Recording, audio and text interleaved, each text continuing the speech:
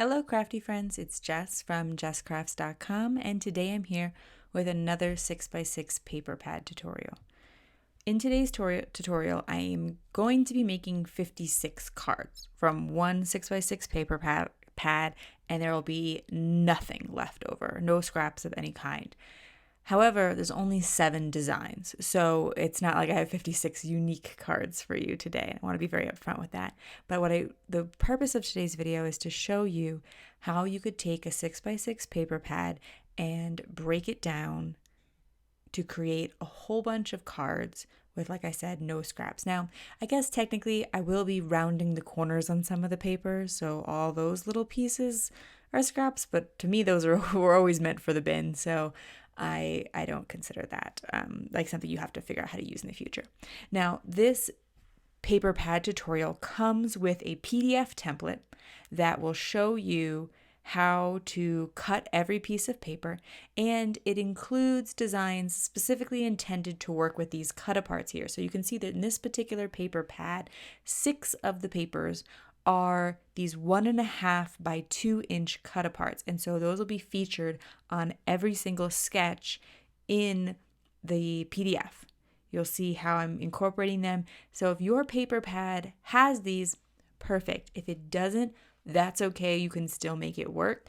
You just might, instead of having these cut aparts, you're just going to pick a piece of paper, cut it down to that 1.5 by 2 size, and you can add your own stickers to it, your own die cut images, etc., whatever you want to make your focal point instead of having these cut aparts for a focal point. Now, today I'm working with the Authentique Love Notes collection, as this is going to be released in January. So, Valentine's is coming up, and I'm going to do some Valentine's themed things and tutorials, but I do want to make them able to be used outside of that. So if you want Valentine's, great. If this is June that you're watching this, you're still going to be able to learn how to use up a whole 6x6 pad. So here you can see what my designs are. I'm going to flip through the PDF for you, and this last one here is for what to do when you have extra cut apart. So at the end, the ones that you haven't incorporated into your designs, what to do with them. In the future, I'd probably incorporate some sketches to have more than one cut apart used, because I often find, even when I'm being kind of conservative with my paper, there are more cut aparts than there really are paper. I did decide to use corner rounding in the sketches and in my cards today, because what I'm going to be doing is a little bit more simple.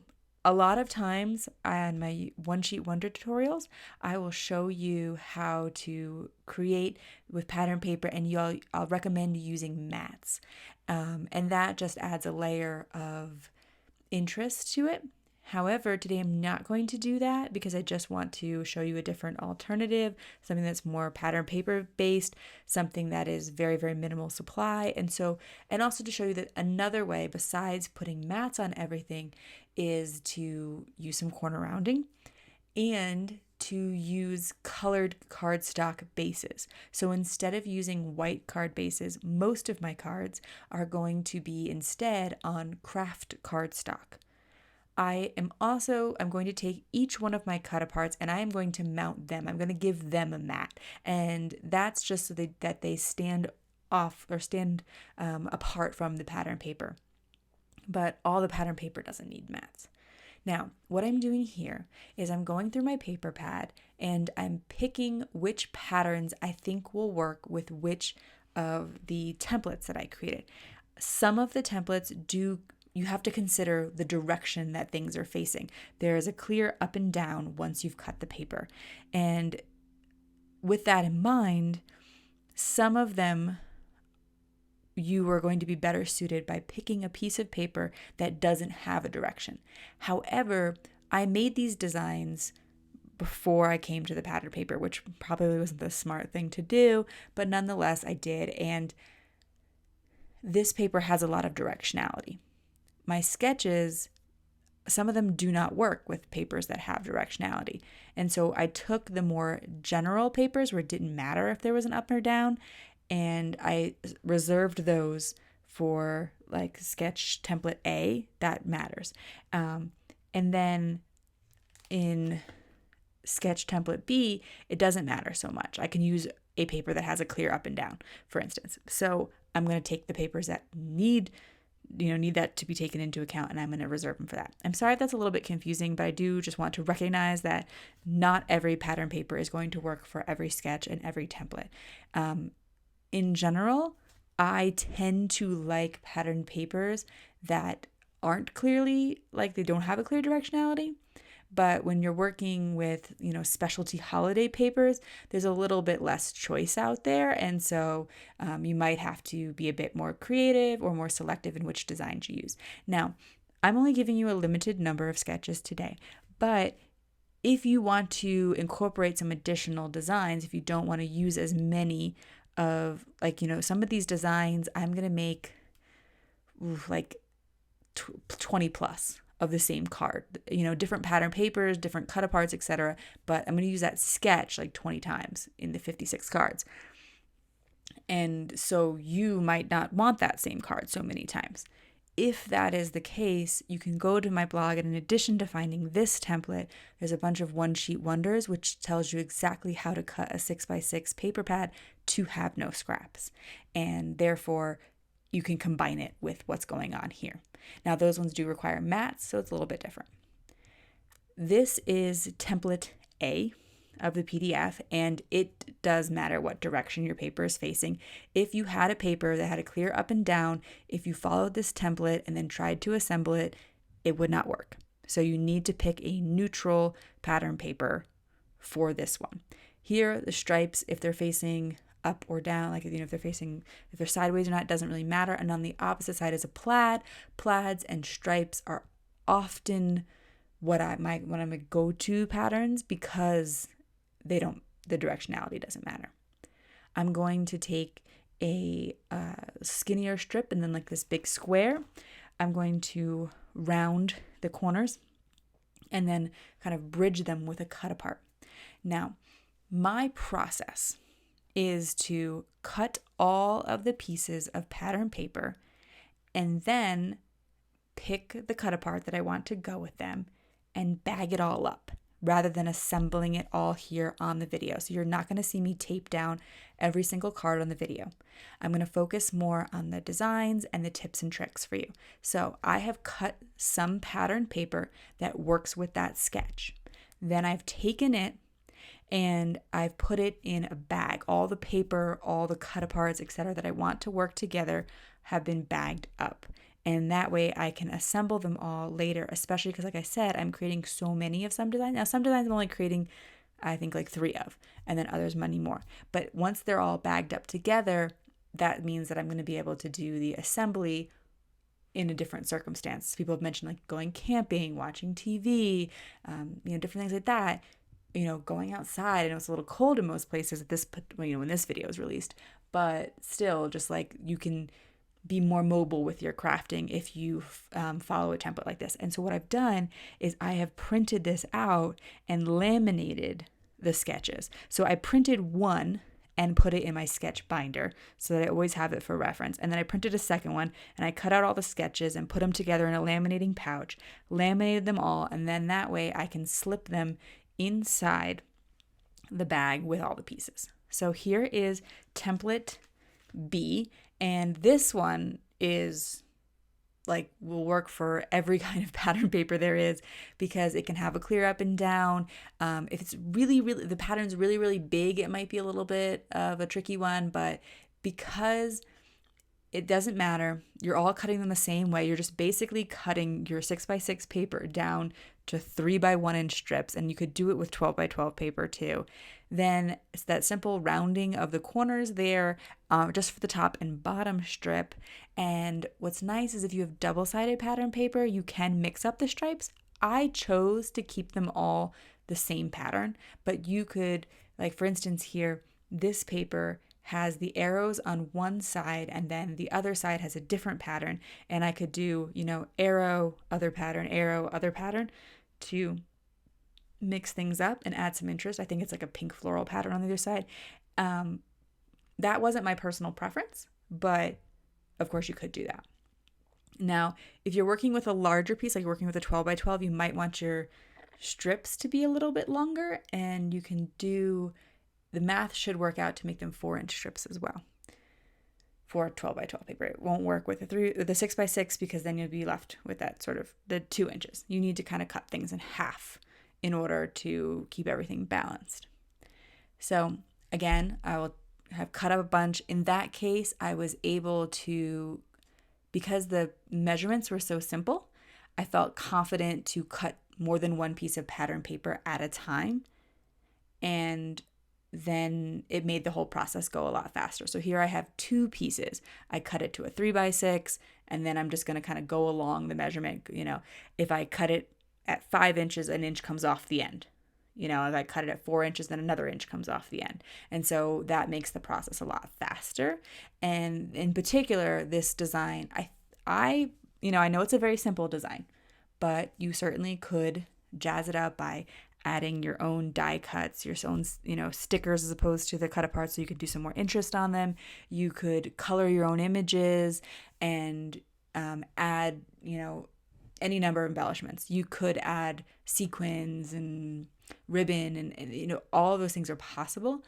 I personally tend to keep my cards a little bit more simple. I do prefer for my cards to generally be able to be recycled at the end. And so I try to sometimes stick to just paper and make certain other choices that add interest. Like I said, rounding the corners by choosing this bold Kraft in the background. Because I think if you substituted white cardstock, it certainly would work. There's nothing wrong with that. But I just think that it wouldn't have as much interest. And in this case, this is the Authentique paper has a sort of vintagey look to it. And with that in mind, the Kraft tends to look better. Now, a cream paper would also work. But again, I think the Kraft being a bolder color makes a difference here. With this one, direction kind of mattered. So this pattern paper, one side of it, the side with the hearts, really mattered which side was up and down. The other side could kind of go either way. And so if you have a pattern paper where one side has directionality and the other doesn't, this sketch is perfect because you can mix it up. Now, I will say this tutorial is going to be considerably more challenging, and you might not be able to make them all work if your paper is single-sided, because in this instance, particularly like this sketch here, there's a big background piece, and then layered on top of it is a small rectangular strip. And so if your paper is single-sided, you'd be layering the same pattern on top. Now you could choose 2 different patterns from the same collection and cut them the same way and then swap the patterns. So you'll take the small piece from one pattern and mix it with the large piece from another. But it takes some extra thought and extra step, and that's why I say it would be a touch more challenging.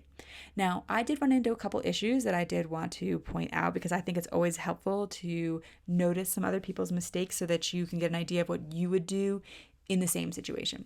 When I was tearing these out of the paper pad, I did get a few rips.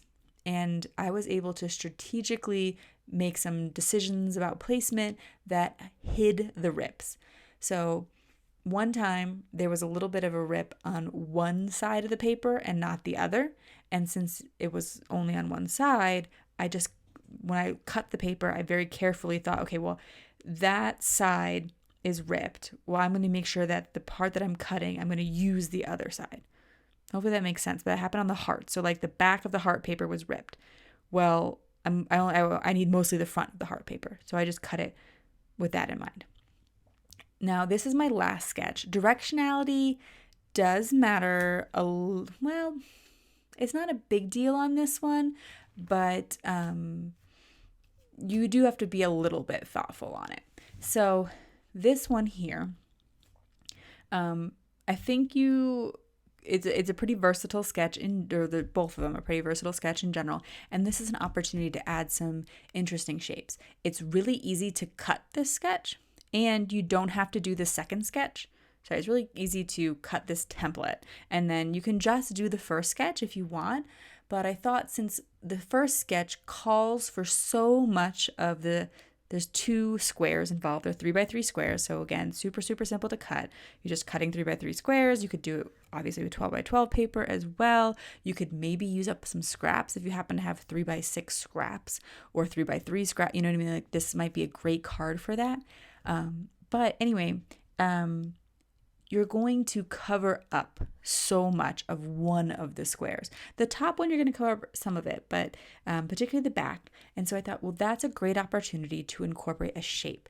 So even though I'm trying to keep it in general quite simple and not a lot of supplies, I am going to call for a die of some sort.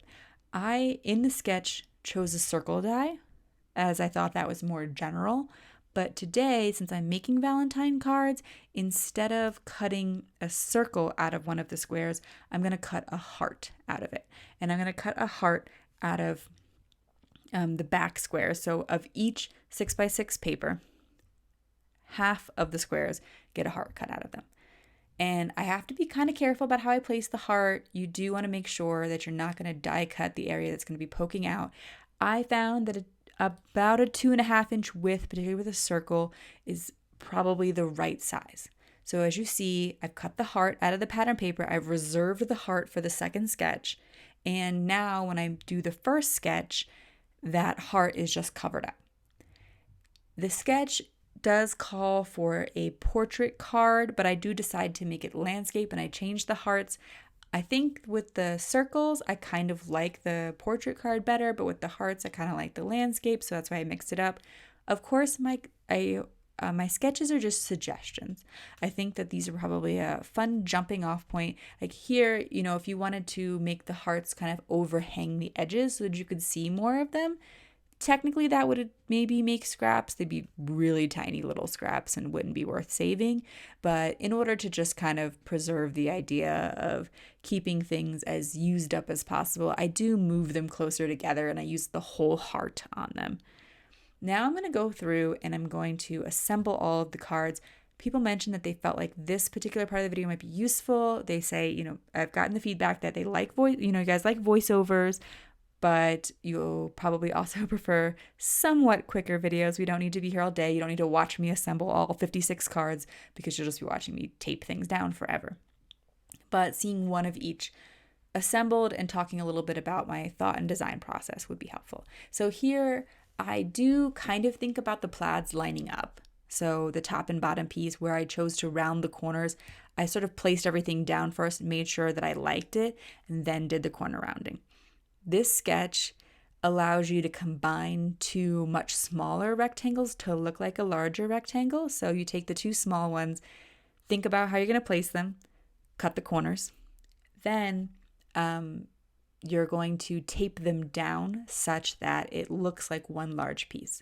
Now, with all of my cut aparts, on top of mounting them all onto the Kraft cardstock, that's just a little bit bigger, I also am going to take 2 layers of the scrap cardstock that I have, and I'm going to put it behind instead of foam tape. So foam tape costs money, but also, as I mentioned, I do like to keep my cards kind of recyclable. And so instead of using foam, I just use a double layer of cardstock, and that keeps everything just a little bit more environmentally friendly, which appeals to me personally. And as like I said, it's cheaper. You don't need to buy foam.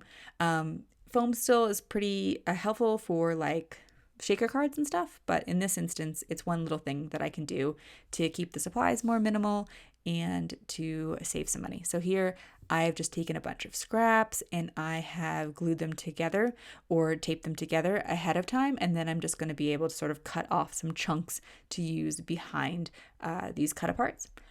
I also will use basically trash, like, tags that come on things, or like if you ever have like a stiff board holding some of your, in your packaging, those can work in place of foam tape as well, because you're really just looking for something to add a bit of dimension.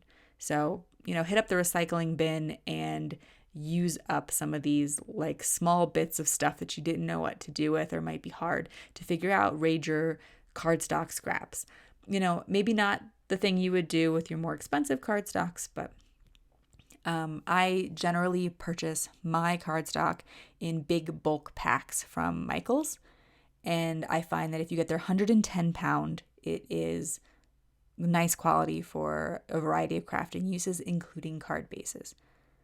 I'm going to tape this down following the sketch. I also kept the sketch next to me as I assembled these on camera, just so that I would hopefully follow them correctly, and you could, see the sort of most accurate version of what I intended. But of course, you could switch up and place I used a landscape cut apart here instead of the portrait with the sketch, or you could turn them to face the other way. In this instance, it was a little bit tricky with the big old hole in the middle of these, so maybe some liquid glue would be great. I tend to like Barely Art liquid glue, use that a lot. But my ATG, I'm fast at it at this point, so it usually works out pretty well for me. And sorry guys, I'm kind of like at the point where this is really simple. I'm not really sure what else to share with you in terms of tips, but I'm also trying to make sure that I don't forget anything. And I do try to record these voiceovers in one big go, which can be quite the challenge at times. So on to my last card. These do have a stitched border on them, so they are a little bit fancier of a die cut. And as I said, I would generally try to keep things more simple. If you don't have any kind of die cuts, you could, of course, cut a circle. It's much more challenging. I really do recommend a set of simple circle die cuts or simple shapes. Even if you're not a person who crafts a lot, it can add a lot of interest. And so it's, I think it's worth it. They're relatively inexpensive for what they can do and the amount of interest that they can add. Circle punches will also work well for this. Okay, so at the end, I have a lot of these cut aparts left over. And like I said, I probably should have planned that some of the cards and some of the sketches would use more than one cut apart, but I didn't think of that in advance, and it's something that I'll kind of, keep in the back of my mind for the next time. So it did work out that I had sets of 4 left. So I had 8 different designs and then 3 of each, because there was 3 of each paper in this particular collection. So what I did is I just kind of thought, well, let me lay out a basic design in a grid here and see which of the cut aparts I think work well together. And I'm going to lay them out on my paper according to that bonus sketch. I'm going to keep trying to develop some sketches for what to do with your leftover cut aparts, because as I mentioned, that is something that I find happens to me often. I have used this design in the past, but like I said, I will kind of try to work on some other ones too for you guys. All right. So that's it for my cards today. If you like this video, please give it a thumbs up. If you're interested in more crafting tutorials, specifically what to do with 6x6 paper pads, then please subscribe to my channel, because I have lots of ideas and videos for you to check out. I will leave you links in the video description to my blog where you can see all of this, get the PDFs, to the products that I use, to my social media if you want to check me out over on Instagram, for instance. And thank you so much for taking the time to join me today. I hope you found this video helpful, and have an awesome day. Bye.